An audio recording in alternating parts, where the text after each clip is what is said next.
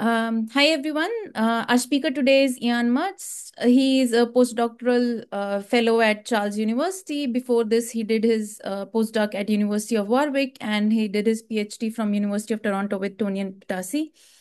And he is an expert in space complexity. Among other things, he has done amazing work in catalytic space, and as he puts it, it's using space that is already full, which seems a paradox, but today he will tell how it is useful. So we are very excited for Ian to have him here and share his expertise on space complexity.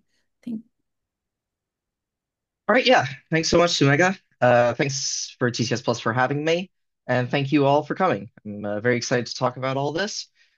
So, as Sumega said, I'm at Charles, and I'm going to be talking about full memory, kind of a paradoxically useful thing, and I'm going to be talking about it through the lens of random walks today. So hopefully this is something that a lot of people have seen before and maybe motivates what we can actually do in this model. But just in case you haven't seen it, let's just quickly establish right off the bat what are the things we're going to be dealing with, i.e., random walks and full memory. Then we're going to spend the bulk of the talk talking about how we're going to do that, and then we'll wrap up a little bit. So first of all, random walks.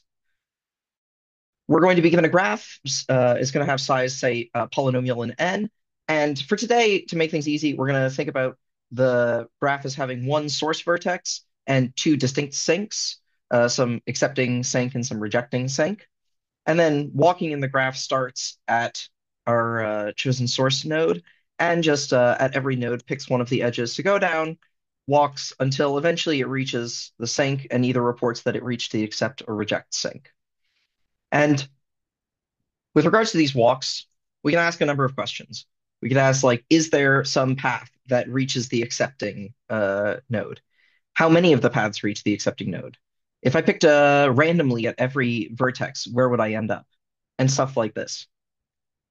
And these are going to correspond to complexity classes. This is a complexity talk, so we're going to talk about groups of problems. It turns out each of these questions exactly characterizes a nice complexity class. Existential is NL, counting is sharp L, and random paths are BPL.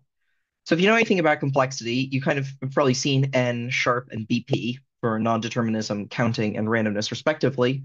But what is this L? So L is the classical class log space. So in log space, as a Turing machine, we're going to think of having some n-bit input on which we want to solve our problem. Of course, this is memory we can only read. The output is just some 1 bit. Let's say we're talking about decision problems, and all you can do is write to it. And then the important thing for this model is that your memory, on which you can actually read and write, is constrained, say, by some number S. And this characterizes the class space S. And for every variant of it, we should think about having some additional resources put on some other tape. So the most obvious ones and the ones we just talked about in the last slide are like N space. So this is where your tape has a witness on it that you want to see if this witness kind of tells you that the input is a solution to, is a yes instance. And this is a read-only tape, of course. This isn't memory. And it's not going to be crucial for today, but this is supposed to be a read once memory. And that's very important in a lot of applications.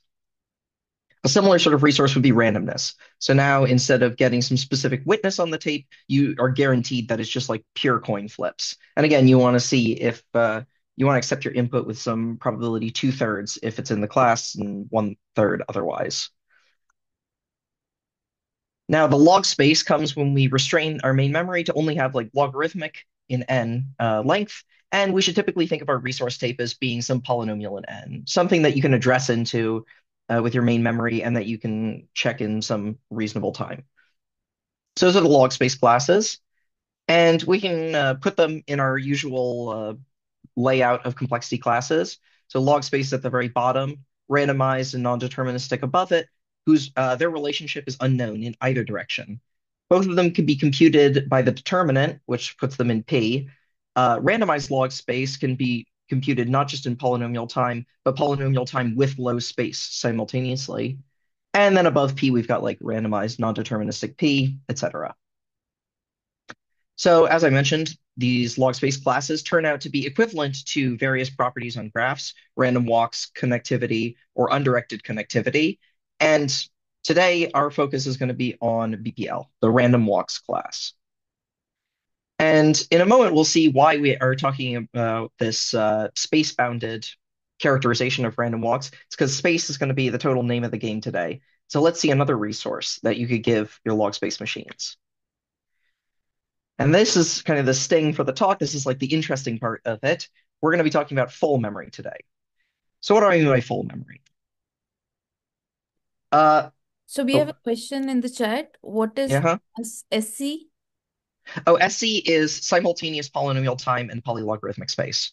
So it's yeah, like NL machines, you can simulate them in polynomial time with linear space, or you can do log squared n space, but quasi-polynomial time.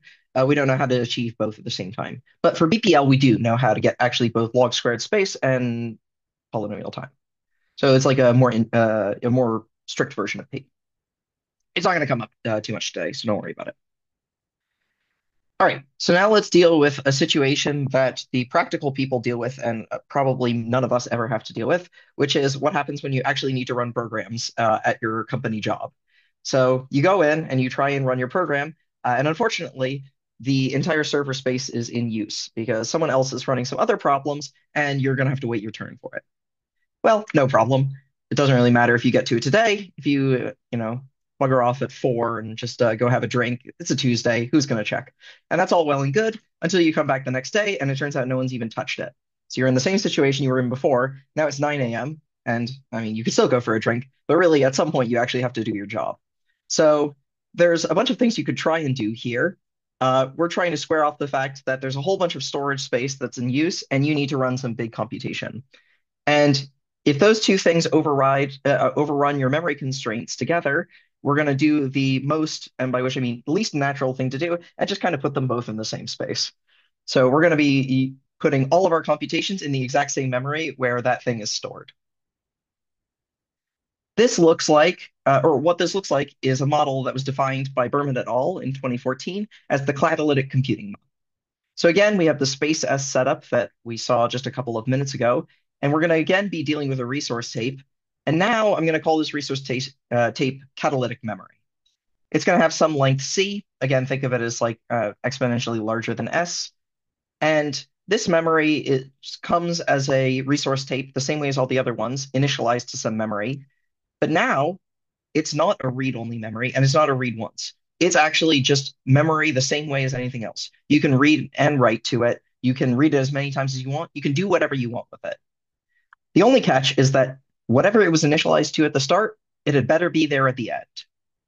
So if you're borrowing this memory from someone and it's got important government secrets on it, family photos, incompressible garbage, it doesn't matter. You'd better set it back to whatever it was at the end of the computation. The most important instantiation, again, is going to be like the log space world, where you've got log-free memory, polynomial catalytic memory. And if you haven't seen this before, at this point, you're probably like, there's a natural question, which is like, are you kidding me? Okay, so I'm just promising you that you have a bunch of memory that you have no control over. It could be incompressible, it could be complete nonsense, it could be unrelated to your problem at hand, and you have to always reset it back to where it was. So, what could you even hope to do with this? Well, trivially, of course, this class can do log space. I gave you log-free memory. You can just simulate a log space machine. And it's not going to be any more powerful than p space because, you only have access to a polynomial amount of space total, and you have restrictions on some of it. So this is the trivial thing. And in the paper in which they introduced this class, Buhrman et al. Showed that you can tighten up both ends. So on the upper bounds end, maybe the less surprising side of it is that you can go way, way down from p space. So catalytic log space, they showed, is contained in ZPP, which is randomized polynomial time. And in fact, it's even more restricted. It's like randomized polynomial time where you never get the wrong answer. You just sometimes don't find the answer at all. And the important thing is that this is probably, most people believe that ZPP equals P. So this jumps all the way down from P space to P. I guess jumps down, assuming P space is not equal to P, to each their own. Now, On the other side of the equation is where the real interesting stuff happens. What they showed is that in catalytic log space, you can compute the entire class TC1. Now, TC1 is logarithmic depth threshold circuits, but the important thing for today is that this class contains non-deterministic log space, randomized log space, the determinant, and a whole bunch of other problems that seem way, way stronger than log space. In fact, both of these together give very strong evidence this catalytic log space class really does float somewhere in the middle of L and P space.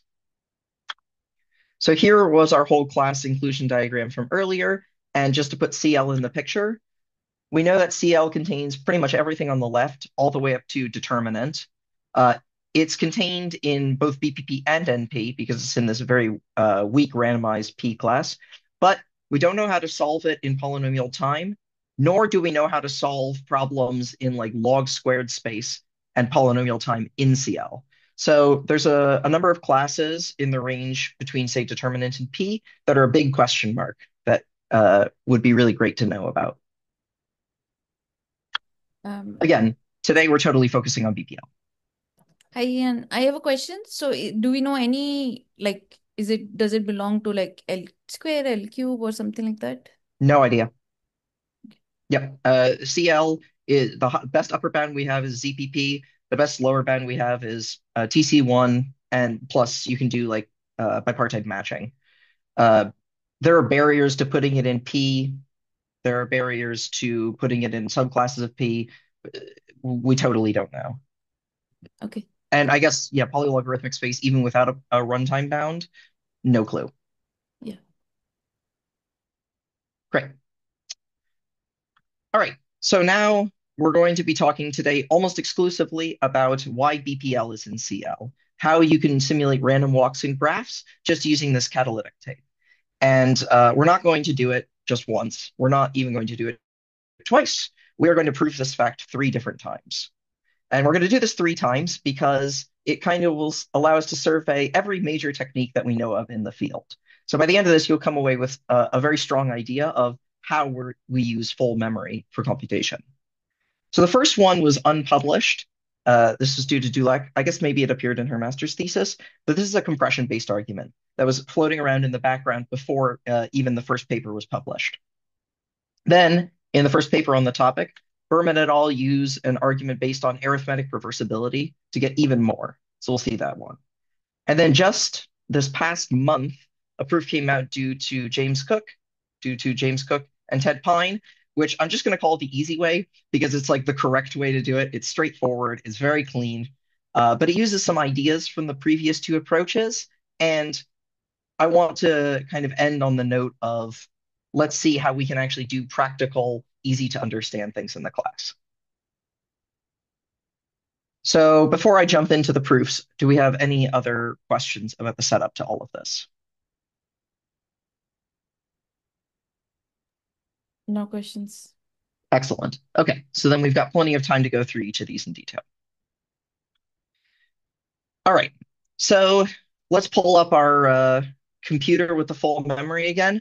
And the first thing that most people would think of, that most people I've asked think of when I say you have a full hard drive and you want to do computation and you need to put it back when you're done. The first natural thing that you can think of is just compress it, right? Take whatever's in your memory, shove it down into way fewer bits, used all the freed up memory to do computation, and then reset it when you're done.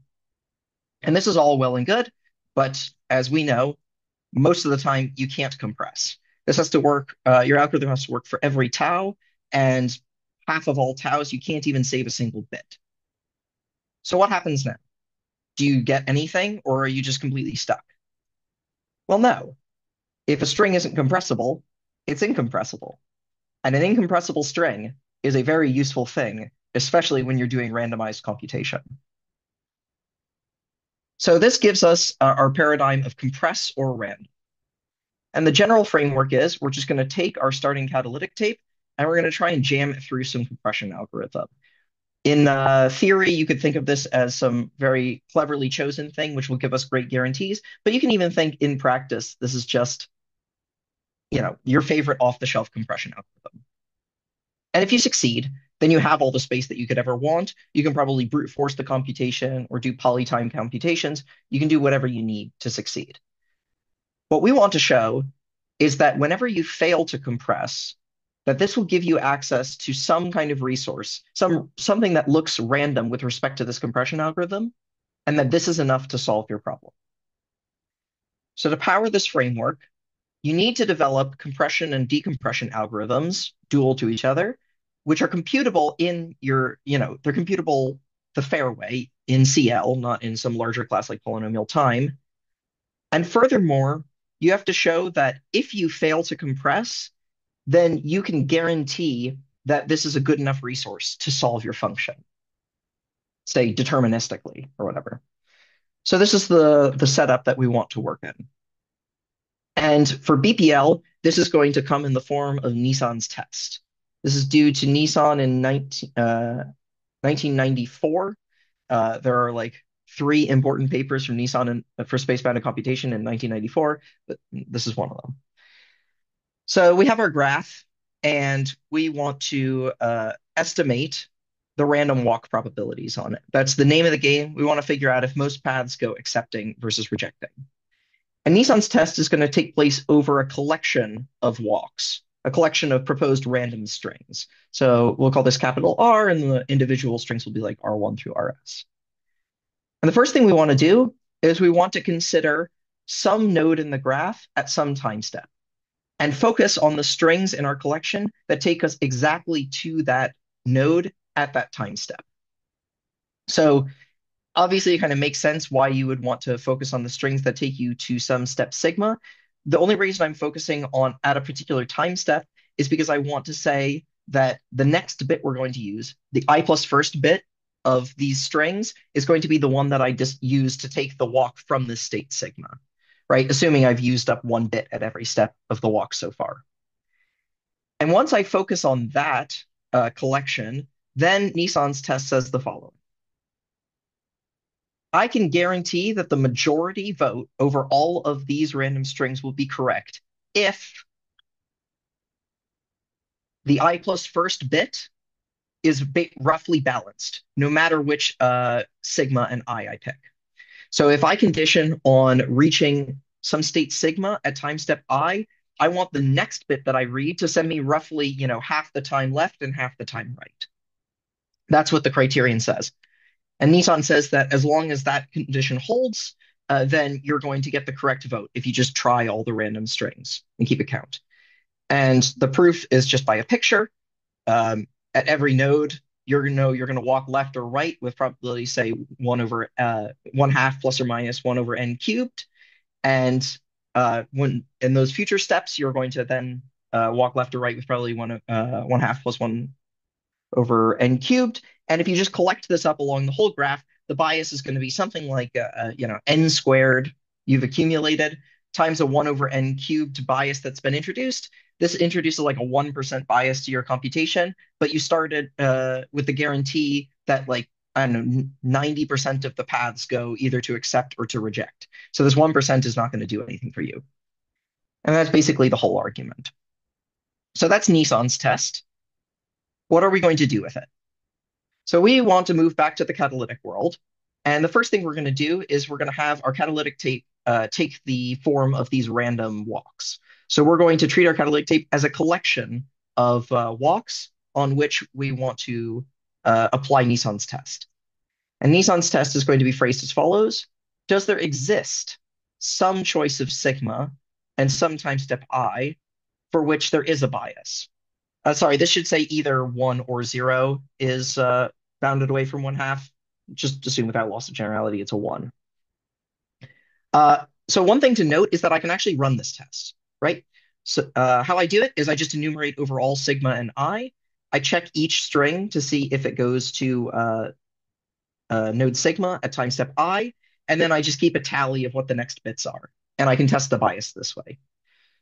This also means that I can identify the set R sigma I, just given sigma and I, by running kind of over all of them. So this will be the test I'm going to run. And by Nissan's condition, if it fails, i.e. if every sigma comma I is roughly balanced, up to like a plus or minus 1 over n cubed, then I know my majority vote is correct. So I don't get any compression. I just solve my function correctly, my BPL function. Now, what are we going to do in the case that there is a significant bias in one of these sets? Well, actually, that's it. There is a significant bias in the I plus first bit of a large set of strings. In other words, by writing down sigma comma I can identify a large substring of the tape, i.e. the I plus first bits of the set are sigma I, for which, way, way more than half of the bits are ones, for example. And if you want to know how to compress such an imbalanced string, sorry, this talk has exercises, so you can do this on your own. This is completely irrespective of catalytic or whatever. It's a nice little trick. Basically, you're going to try and index into the set of strings which are imbalanced. It's not too hard to do, but with it, if you set your parameters correctly, this will allow you to free up a polynomial amount of space on your catalytic tape, at which point you can just use the fact that BPL is in P and solve your function directly. I should have had a little box to say that we're done because that's really the whole argument. Now, what can you do with this argument in more interesting forms? The first thing that happened was Ted Pyne last year showed that you can do BPL not in catalytic log space with this huge polynomial length tape, but you can push it all the way down to like log squared n catalytic bits and still do it. Now, this is matching the construction of Nissan from another 94 paper. Nissan's generator asks you to basically take log squared n bits as a collection of hash functions. And what Ted showed is that you can compress a collection of bad hash functions, ones that don't take walks correctly. And once you've freed up log squared n bits, of course, you can just brute force over all hash functions. He also has some trade-offs with this thing works in polynomial time. You can decrease the catalytic space even further to match like Sachs and Zhou, but you're going to pay in the free space in the runtime. So he has some nice interpolation results. There was a totally non-catalytic argument that came out earlier this year, which I have quotation marks because I'm hiding an instance by instance thing, but what they show is truly incredible. They show that either BPL is an NL, i.e. you can estimate the probability of a walk going to accept versus reject non-deterministically, or we have a breakthrough in ST connectivity. Non-deterministic log space, i.e. finding whether an ST path exists, can be done simultaneously in polynomial time and log squared n space. This has been a frontier since like the 70s. And the trick that they use is basically try and show BPL is an NL, and if you run out of space, then you're going to try and compress it. And if you can, you keep running. And if you can't, then you get some access to some randomness. Sorry, I said that the other way around.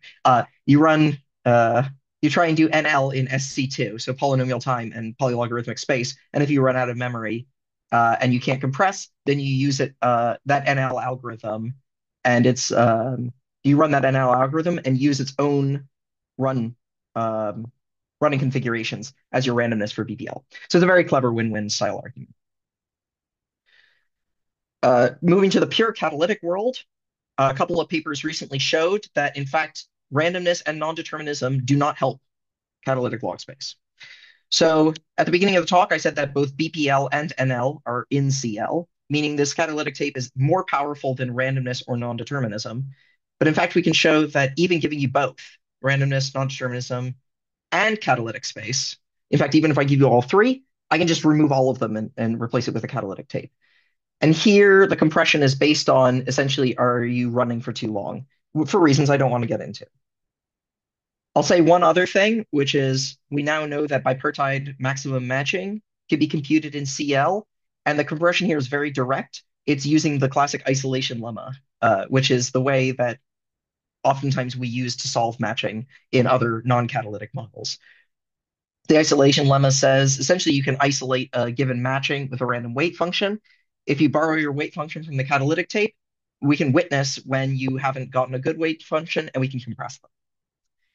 And this is just a sample of the techniques. There are some more papers: linear matroid intersection, probabilistic catalytic log space with no bound on the error, etc. This is a very powerful technique. All right, So that's the compressor random argument, and I guess I'll pause here for questions. Okay. I have a question. Can you Mhm. repeat what you said for the matching? Um, I think Sure. there's no randomness here, right? So why is compression helping? There is randomness in the isolation lemma, right? You pick a random weight scheme, and you are going to weight all of the edges in your graph according to that weight scheme, and then say run the determinant of the Edmonds matrix on it. And like if you've isolated a matching, this determinant will be non-zero. But if you pick a bad weight function, then you might get cancellations and you get zero. Turns out we can just find out whether that's the reason. Essentially, if there are two maximum matchings of equal weight, and that weight is minimal, is the minimum over all matchings, then there's some redundant. It turns out there's some redundancy because you have two matchings of the same weight, same minimum weight. So you can erase an edge in one that's not in the other, and that weight is recoverable. That's roughly how it goes. Okay. Cool. Other questions? Excellent. All right. So now we're going to go on to arithmetic reversibility. And this has been compressor random has been the workhorse of the last year and a half of catalytic. Arithmetic reversibility has been the workhorse of the past 10 years of catalytic. This is like the really long-standing technique. At the beginning, I said we were going to use our memory for both storage and computation at the same time. And maybe compression was a little bit of a non-answer to that because really I've shoved everything into small space and then used freed up memory. Now we're going to see how to actually use memory for two different things at the same time. And to do this, we're going to look at a slightly different notion of what it means to compute some f of x given x. So typically how we do this is I'm going to, find my value x. Maybe it's part of the input tape. Maybe it's part of some subroutine that I've computed. But regardless, I'm going to compute it and I'm going to store it in some block of free memory. Next, I'm going to read that off and do some work to compute this function f of x that I actually care about. Maybe it's some next step in the process, some other subroutine, and store its answer. And then I can go back and erase the stuff that I stored for x because I no longer need it for the computation. This is not going to be useful to us because, well, this is only using free memory, and this is something we may not be able to do. So instead, we're going to use the same memory for it, for this. And we're going to do that by adding x. Now, when I say I store x on the tape, it's kind of in the way that you think. I just write down the bits. When I say I add x to the tape, I mean think of them as numbers. You can think of them as like bit vectors, and then it would be XOR. You can think of them as the numbers being represented, and then it's pure addition. Just think about this in some arithmetic sense. I add x to my current memory. Now from this, and here's where the magic happens, I'm going to try and compute my function f of x, even though all I see is x plus whatever was written there before. And this is going to require some finessing. It's going to require some interesting work. But if I can do that, then my invariant is going to be to add it into another chunk of memory, the same way as I did for x. And now, if I want to reset, I can't just delete the memory where x is sitting. That's memory that's already in use, and I can't get rid of it. But the whole reason of doing this arithmetically, well, if I can add x, I can probably subtract it. We're going to build programs that work on arithmetic as a way of canceling out values computed from the tape and thus resetting them. But also, it turns out that arithmetic is really nice for canceling out the contributions of the tape that's of the catalytic tape as it's already sitting there when I'm computing my function f of x. So we're going to use arithmetic structure to isolate the x portion of the tape and get rid of the catalytic portion sitting there. So what this looks like was originally, it was originally defined in 1975, this model called a register program. But the first time that it came into use in this way was by Benner and Cleve in a follow-up work to Barrington's theorem, which is just some very classical work in both space complexity and in cryptography and a bunch of other fields. So they showed the following. Let's say you've got 3 chunks of memory and they're storing some initial values, and think of these as numbers. The structure of the program is going to be, I'm going to assume I can add or subtract some values x and y. So I have a program p sub x, which allows me to add x to, say, the first register value, as well as its inverse, which allows me to subtract the x from the first value. And the same for y. I have a program which adds y to the second register and its inverse program which subtracts it out. From these two, I'm going to build a program which allows me to compute either their sum or their product and add it or subtract it to the third register. So this is the arithmetic flavor of what I'm doing. So these p add and p mult are going to, of course, use my program's px and py, possibly multiple times. But from it, I want to be able to get exactly the sum or product of x and y. Now, one of these is easy. This is the program for addition. If I have access to adding x and y to my first couple of registers, I can simply first just subtract off the memory that's sitting in my first two registers from the third block, recursively call these programs to add in x and y to their appropriate locations, and then add these new values of the first two registers to my third block. So of course, I subtracted off these tau1 and tau2 values first, and now I've added them back in plus the x and y, and easily canceled out to just get the sum of x and y as I wanted. And lastly, of course, I have to reset all my other memory. This is an essential condition for the invariance being maintained. So I just call the inverse programs up top. This allows me to subtract x from the first register, y from the second register, and I just get back exactly what I started with. Notice, by the way, if I need the inverse of p add, so if I want to subtract the sum of x and y from the third register, I can just swap the minus and plus signs in instructions 1 and 3, right? So first add the taus and then subtract off the tau plus x and tau plus y. Nice and easy. Of course, the magic comes in multiplication, and this is what they proved, a very clever way of using cancellations to isolate exactly the x plus y, x times y term. And this, of course, is another exercise because I don't have enough time to go through this one. This is very strange and counterintuitive, but once you know you can do it, you'll be able to, you can reproduce it at home with a little bit of elbow grease. So I definitely invite you to try it. Okay, so what are we going to use this for? I've told you that using some blocks of memory and recursive programs which compute some x and y values, that I can use them to compute the sum and product of their values. And they work against what's called arithmetic NC1 or sharp NC1. So this is, if you've ever seen Boolean formulas with like ands and or gates of fan in 2, this is going to be the same thing, but plus and times gates. Think of everything as the inputs as holding numbers, and we're computing plus and times over a field. So in the end, you're just going to output some field element. And fan in 2 plus and times is nicely exactly what we figured out how to do with these register programs. In particular, at the top, if I'm trying to compute the sum of, say, the left gate and the right gate, I'm going to assume recursively that I have programs that compute the left gate and right gate respectively into, say, registers 1 and 2. And from this, I can get the thing to get their sum. Now, what do those programs actually look like? Say, how do I get this program PG1? Well, now I apply it to the multiplication program. And this tells me that as long as I can compute the two values below it, I can compute it. Now notice before here, I want the output to be in register 3, and I want the input, say on the left side, this G1 value, to go into my first block of memory. So recursively, I'm going to now rotate off the purpose of the registers. So the first register is going to be where my output goes, and its children are going to go into blocks 2 and 3. So there's going to be this rotating off between the purpose of each register, and this is where the taus are going to come from. Oh, I actually can't. Okay. Let's move you. There we go. So this is recursive, and so we need each of these programs to be efficient in the number of recursive calls. That's where the time component to all of this is going to come in, and that's going to play a role in our space. And this means that the values being stored in my registers are basically some weird combination of whatever I am currently in the recursive stack. These values are going to be a complete and utter mess that I have no control over.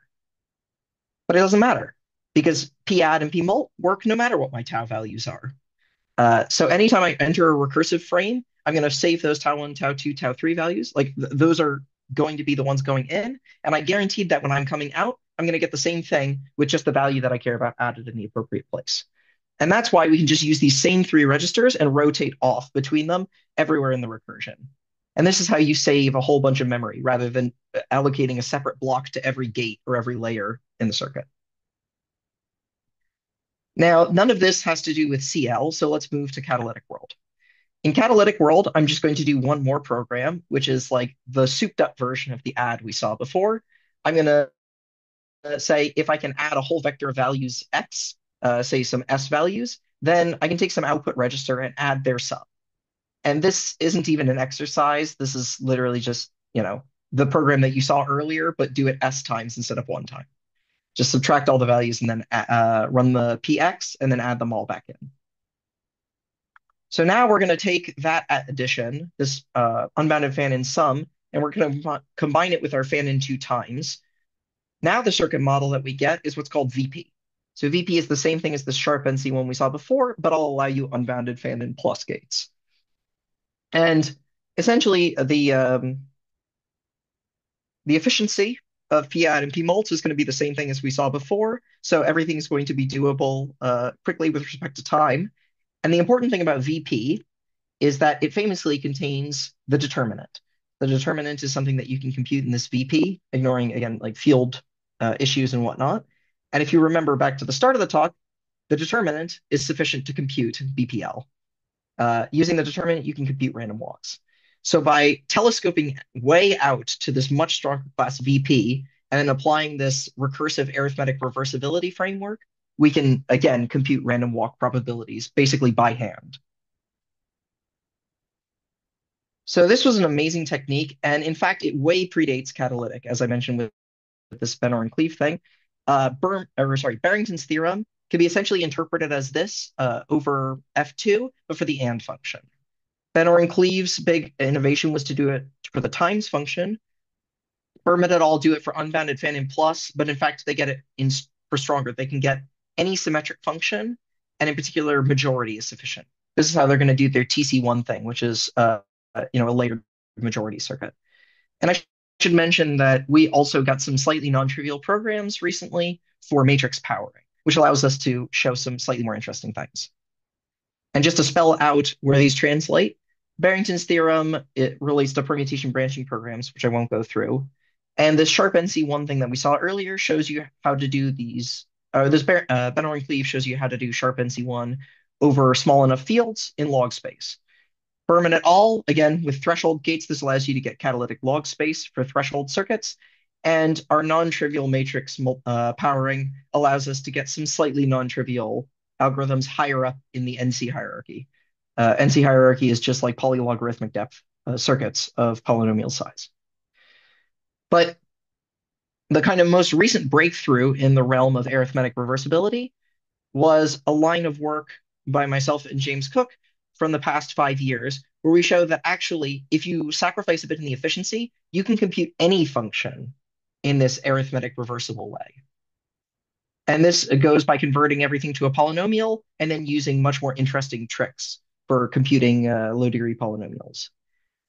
And our application of it was to show that this problem known as tree evaluation can be computed in some slightly superlogarithmic space. A tree evaluation problem was the leading candidate for separating log space from polynomial time. It's a generalized version of all these circuits that we saw before, where you can have any function at the internal gates of a tree. And it was conjectured that this requires something like log squared n space. So with this, we've shot down, well, not entirely, but we've all but shot down the main candidate for separating space from time, which then Ryan Williams this past year turned around and used it to separate time from space in the opposite direction. So using this tree evaluation algorithm and some decompositions and some harder work, he showed that any time t computation on a Turing machine can be simulated but in space just square root t with a little extra factor. And this completely uses this idea of arithmetic reversibility and computing functions via cancellations. So I would say that this is the biggest, this last result is like the biggest win of this whole framework thus far. But we will see how much further this can go. There's no reason, I think, to stop now or to stop looking for other problems to apply this framework to. That's the end of arithmetic reversibility. So once again, I'm going to stop and ask if there are any questions. So I had a question about like, what did you mean by VP? So VP is, I guess, polynomial depth, right? So you can, I guess, if you so are you need to store? Do you need to store the depth in main memory? It's not polynomial depth because VP by what Allender, Jiao, Mahajan, and Vinay can be thought of as log depth only, as long as you allow unbounded and plus gates. So there's this old result, what's it, VBSR, uh, I forgot who the authors are, Valiant, Skyam, Berkowitz and Rakoff, I think, which says that you can get like log squared n depth with fan in two times gates and fan in two plus gates. Later on, Allender et al. Showed that you can actually reduce this by another log factor if you allow these unbenefited plus gates. So that's very important because if I have a polynomial depth circuit, then any recursive strategy is just going to fail miserably, right? If at every level I have to compute this level below it even twice, that's going to blow up exponentially. But as long as it's a log depth circuit, it's perfectly fine. At every level, we're going to compute the level below it. I think like they get it down to 8 times. Um, and important in the Van Cleave world, it doesn't matter. Like you're just going to compute at every gate locally. You're going to recurse on the two sides. In this version, you actually have to compute a whole layer at once because you can't waste time on each individual call. So you're actually going to use a lot more catalytic memory. And your recursive thing is if you can compute layer L, you can compute layer L plus one. But you are you will you be storing like what layer are you on? No, not what, like where, what node you are on in main memory? Yeah, so your current, yeah, so you only, not what node you're on per se, you're going to store which level you're on. Because each level, and I guess where you are in that. So each layer is going to make, again, something like 8 recursive calls to the layer below it. Plus, in between, it's going to do something at all the nodes on the layer. So you just have to store where you are in that program, like which recursive calls you're between. So that's like log of 8. That's like 3 bits to store.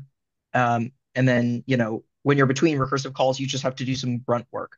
But overall, you're storing only like 3 bits per level or something like that. Okay, yeah. Cool.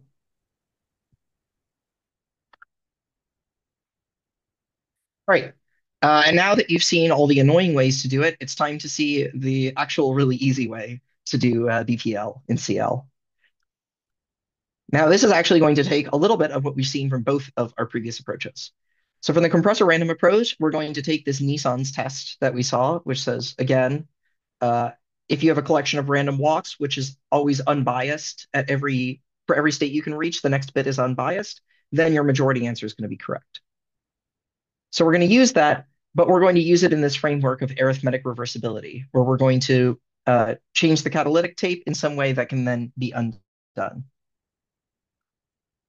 And our goal is going to be to take these registers and we're going to use them to generate some set of walks such that at each node we have at most, say, a 1/n³ bias. And that should be enough to do it. But now we are not going to take our random walks. We're not going to have a section for each random walk of the tape. We're actually going to have only enough space to store a random walk. More specifically, we're going to have one register for every node in the graph. So each node in this graph is going to be associated with some memory location, and we have some initial state tau. And let's just see what we're going to do. Well, if we start at the start vertex and we have a register memory associated with that node, we're going to do the obvious thing. We're going to read it, and it's going to tell us how to walk. Now, we could just keep doing this, but we're going to do a little something behind us. What we're going to do is when we move forward, we're actually going to flip the bit that we just read for next time. And now we're going to do the same thing. So say this one's going to read memory location R3. Sorry, I should have bolded it. So this node is associated with R3. So it's going to see this 1 and it's going to walk down. But then, again, it's going to flip the bit behind it for next time. And we're just going to keep going in this way. And in the end, we're going to reach either the accept or reject state. And we're going to score a tally for which one we reached. Now let's start over. We start back at the first node, and it's time for us to walk again. Well, we know what it was. It's whatever the opposite of it was last time. So this time we're going to walk down. And of course, as before, we're going to flip it behind us. Now, say this next state is associated with R2, so it tells us to walk down. And again, we flip it behind us, and we continue on, and we reach the reject state again. Now, these red arrows that I've drawn are exactly what what it's going to tell us to do next time. So in this case, we're going to go up twice on the next one. flipping them both behind us to get down arrows on both of them, and then again, as it was before. So we're going to keep doing this and we're going to keep a tally. And by the way, I should note, as of these past 4 runs, we've exactly walked each of these first 4 paths once. If I just look 2 layers out, the first time I went, whatever it was, up, down, then I went down, down, then I went up, up, and then I went down. And in fact, I even reached the same register memory that I did last time. So that's not a quirk. That's kind of the whole name of the game. It's by definition. And so we're going to do this again until we have just gotten enough walks in, and then we're going to take whatever we see as the majority vote, this reject state, for example. Let's see our correctness. This is the criterion we want to fulfill. This is the Nissan criteria. We want that at every state, the next bit is going to be unbiased. Now, I've removed the time step from this because the time step was only important when it came to figuring out which, the next, what the next bit is at every state. And in this case, we're not doing any compression or whatever. At every state sigma, we know exactly which bit we're going to read. It's just whatever is in the sigma register. And of course, the next bit, okay, yeah, that's what I said. And every time we read it, we're just going to flip it behind us. So by definition, half of the times that we reach state sigma, we're going to go left, and half of it we're going to go right. The only bias is if we only reach it an odd number of times, and that's an off by 1 error. So the bias is essentially 0. And from this, our set of random walks is just going to be, the set of walks generated by this procedure, but we never had to remember anything except for like the current state of memory. Now I had to reset things, and I mentioned that the first 4 actually brought us back to where we started. We're going to do resetting in a much more direct way. So here's our general walk loop as we saw. We're just going to set the next configuration to be whatever the current one is off, and then walk down the edge that it says, and we're going to flip it behind us. So if this is our current and the current node and the edge is pointing up, then we're just going to walk up and we're going to flip the bit for next time. Our reset loop is going to be the same thing, but we just switch these 2 instructions. So whatever the current node is, we're going to first flip it, and then we're going to walk. Let's see what happens from the state as I just laid it out to you. So sigma current is there, and the edge is now pointing down. Well, first I'm going to flip it to go up, and then I'm going to walk down. And notice that by doing this, I ended up at the same node that I did in the top one, but I've reset the catalytic memory. In other words, if I just start from the source and repeat until I reach a sink, the bottom loop is going to exactly reset the walk from the top loop.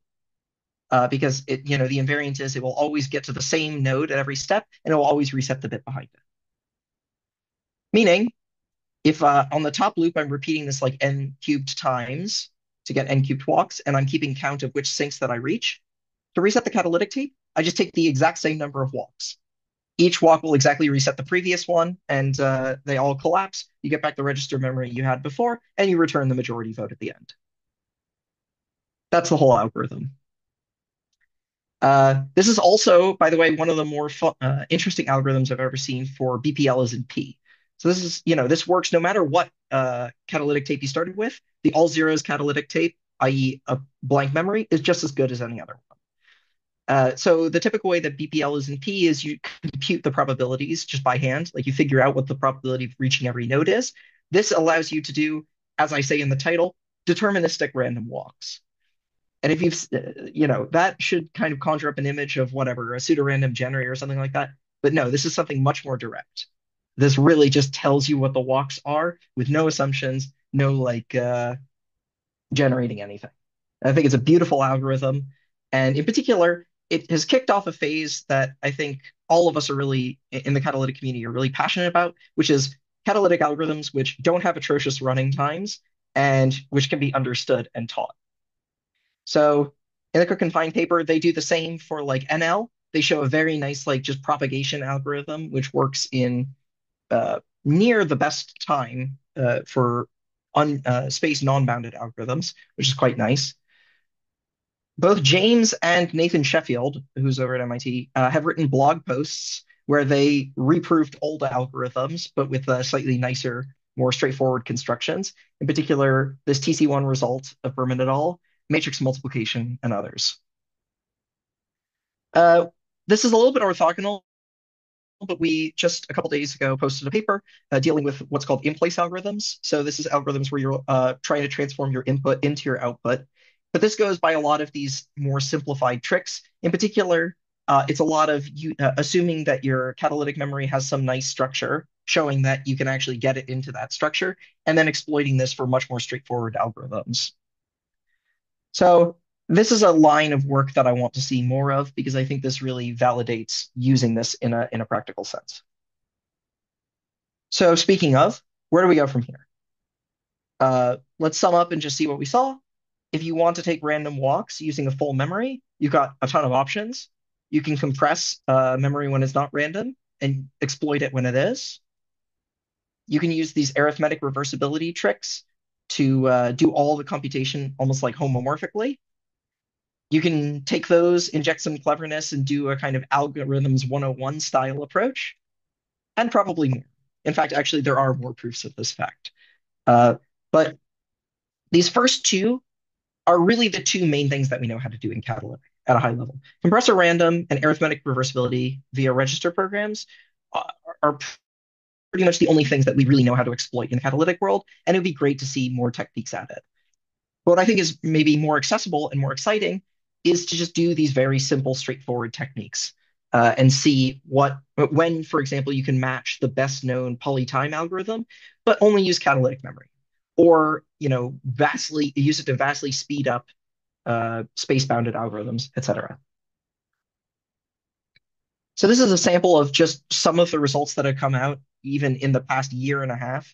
So some of these we saw earlier. There's some stuff about quantum. There's some stuff about making errors when you're resetting the catalytic tape. There's oracle separations and a whole bunch of other stuff. If you want to see all of this, I gave a talk at CCC, which is recorded. The slides are on my website, as is the recording. And if you want additional resources, well, the first is that I had a survey out a couple of years ago where we just posed a kind of random collection of problems that happened to be at the top of my head. And this many have been solved in the past 2 years. So, if you want to get on this train, it's going pretty fast. Alongside that survey, Michal Klutsky, my advisor here, also has a survey. It's much older, but I think both of them are equally out of date now that we've already solved something like 10 of the problems on the list. So either of them is a nice way to see a discussion of the field and maybe what are some open directions. And then for a more up-to-date thing, I'm trying to keep my website updated with kind of an introduction or a primer on catalytic computing, a list of techniques with some overviews, and an up-to-date list of open problems. That one is going to come whenever I'm done being PC at Stacks, I suppose. But that's basically it. Thanks. Thanks, Ian. It was a wonderful talk. It was a nice compression of all the plethora of results in catalytic computing. So yeah, feel free to ask questions.